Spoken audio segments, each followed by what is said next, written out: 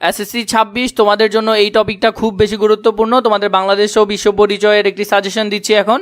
তোমরা অনেক আগ থেকে বলছো টপিক ভিত্তিক সাজেশন দেওয়ার জন্য। এমসিকিউ এবং খ প্রশ্নের জন্য অ্যাভেলেবেল সাজেশন আছে, কিন্তু ঘ কোয়েশ্চেনগুলো কোথা থেকে হয় সেটা তোমাদের তেমন জানা নেই। গত বছর কিন্তু তোমাদের গ এবং ঘ এর কারণে অনেকে বাংলাদেশ ও বিশ্ব পরিচয় বিষয়টিতে খারাপ করেছে, মানে কম নাম্বার এসেছে এই গ ঘ এর কারণে।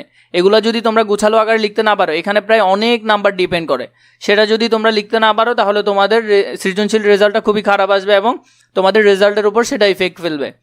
দ্বিতীয় অধ্যায়ের মধ্যে বাংলাদেশের স্বাধীনতা অর্জনের 7ই মার্চের ভাষণের গুরুত্বটা ভালো করে দেখবে। এটা মোটামুটি গুরুত্বপূর্ণ। স্বাধীন যুদ্ধ পরিচালনায় মুজিবনগর সরকারের যে ভূমিকা, এটা নাও আসতে পারে, এটা তেমন গুরুত্বপূর্ণ নয়, তাও মোটামুটি করে দেখে রাখবে। মুক্তিযুদ্ধে বিভিন্ন রাজনৈতিক দল, ছাত্র, পেশাজীবী, নারী, গণমাধ্যম ও সংস্কৃতি কর্মী ও সাধারণ মানুষের ভূমিকা, এটা খুব বেশি গুরুত্বপূর্ণ। প্রথম অধ্যায়ে দ্বিতীয় অধ্যায় থেকে কোশ্চেন আসার জন্য এটা খুব গুরুত্বপূর্ণ একটা টপিক। স্বাধীনতা অর্জনের ঘটনা প্রবাহের গুরুত্ব, রাজনৈতিক ব্যক্তিবর্গের অবদান তোমাদেরকে ব্যাখ্যা করতে হবে। 4 নাম্বার, স্বাধীন বাংলাদেশের অভ্যুদয়ের বিশ্ব জনমতের সৃষ্টি ও বিশ্বের বিভিন্ন দেশের ভূমিকা, মুক্তিযুদ্ধের ঐতিহাসিক তাৎপর্য ব্যাখ্যা করতে বলবে। এগুলো গ ঘ এর জন্য অনেক বেশি গুরুত্বপূর্ণ। 1990 সালের গণ অভ্যুত্থান এবং গণতন্ত্রের পূর্ণ যাত্রাটা তোমাকে ব্যাখ্যা করতে বলবে। 6 নম্বর, বাংলাদেশের উল্লেখযোগ্য অর্থসামাজিক ও সাংস্কৃতিক অগ্রযাত্রা। 3 নম্বর অধ্যায় তোমাদের জন্য খুব গুরুত্বপূর্ণ। 2 থেকে 3টা পর্যন্ত সৃজনশীল এই অধ্যায় থেকে হতে পারে, যদিও 2টা হওয়ার সম্ভাবনা অনেক বেশি। 2টা সৃজনশীল এখান থেকে হওয়ার সম্ভাবনা অনেক বেশি। সৌরজগতের গ্রহগুলোর বর্ণনা দিতে বলবে, পৃথিবীর বর্ণনা। এরপরে গ্রহের জীব বসবাসের কারণ, এটা থেকে কোশ্চেন হওয়ার সম্ভাবনা হলো 90%। এটা প্রায় পরীক্ষায় আসে। কোন গ্রহে জীব বসবাসের জন্য উপযুক্ত এবং কেন, তোমাকে সেটা ব্যাখ্যা করতে বলবে। হয়তো তোমার পরীক্ষার মধ্যে এরকম লেয়ার আকারে আসবে, যে এরকম 3টাওয়ালা লেয়ার থাকবে। 3 নাম্বার লেয়ারের মধ্যে কি থাকে? পৃথিবী। এই পৃথিবী সম্পর্কে তোমাকে ব্যাখ্যা করতে বলবে। এরপরে নিরক্ষরেখা, এরপরে দ্রাঘিমা রেখা, মূল মধ্যরেখা, আন্তর্জাতিক তারিখ রেখা। আন্তর্জাতিক তারিখ রেখা খুব বেশি গুরুত্বপূর্ণ। আন্তর্জাতিক তারিখ রেখার ধারণা খুব ভালো করে নিবে। বিশ্বের বিভিন্ন স্থানের সময় নির্ণয় পদ্ধতি, সময়ের যে অঙ্কগুলো আছে এগুলা গ ঘ এর জন্য অনেক গুরুত্বপূর্ণ। এগুলা ভালো করে দেখবে, কারণ এগুলাতে নাম্বার অনেক বেশি সহজে তোলা যায়, নাম্বার অনেক বেশি তোলা যায়।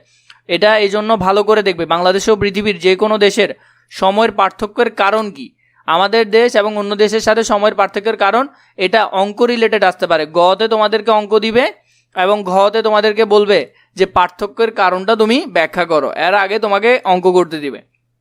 আহ্নিক গতি ও বার্ষিক গতির ধারণা ব্যাখ্যা করতে বলবে। পৃথিবীর উপর এই গতির প্রভাব কেমন সেটা বর্ণনা করতে বলবে। 4 নাম্বার, দিবারাত্রি হ্রাস বৃদ্ধির কারণ, পৃথিবীতে ঋতু পরিবর্তনের কারণগুলো তোমাদেরকে ব্যাখ্যা করতে বলবে।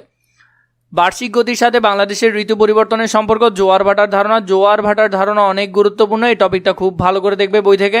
কারণ ও শ্রেণী বিভাগগুলো আলোচনা করতে হবে তোমাকে। পৃথিবীর ওপর জোয়ার ভাটার প্রভাব কেমন সেটা বলতে হবে। রাষ্ট্র, নাগরিকতা ও আইন, রাষ্ট্রের ধারণা, রাষ্ট্রের উপাদান ও কার্যাবলী। বাংলাদেশের নাগরিক হিসেবে রাষ্ট্রের প্রতি দায়িত্ব ও কর্তব্য খুব বেশি গুরুত্বপূর্ণ।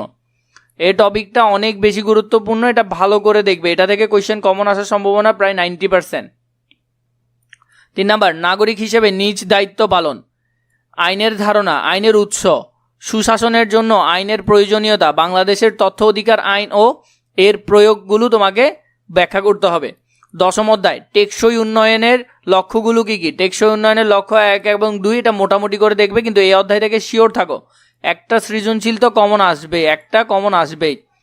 11 অধ্যায়, জাতীয় সম্পদ ও অর্থনৈতিক ব্যবস্থা তোমাকে ব্যাখ্যা করতে হবে।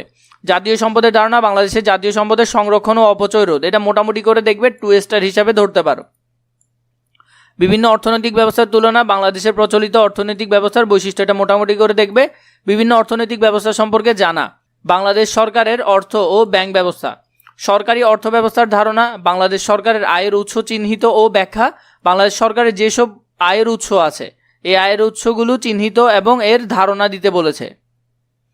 2 নাম্বার, বাংলাদেশের সরকারের ব্যয়ের খাত, কোথায় বাংলাদেশ সরকার বা দেশের সরকার ব্যয় করে, বাংলাদেশ ব্যাংক ব্যবস্থার ধারণা দিতে হবে এবং এর ধরন কেমন সেটা ব্যাখ্যা করতে হবে। 3 নাম্বার, বাংলাদেশ ব্যাংকের কার্যাবলী বর্ণনা করা, এটা খুব বেশি গুরুত্বপূর্ণ। বাংলাদেশ ব্যাংক এবং বাণিজ্যিক ব্যাংক, এই 2টা টপিক তোমাদের জন্য খুব বেশি গুরুত্বপূর্ণ, এগুলো ভালো করে দেখবে। ইনশাল্লাহ এই টপিকগুলো যদি ভালো করে পড়ো তাহলে তুমি সৃজনশীল এবং সংক্ষিপ্ত প্রশ্ন সহজে কমন পাবে, একেবারে সহজে কমন পাবে।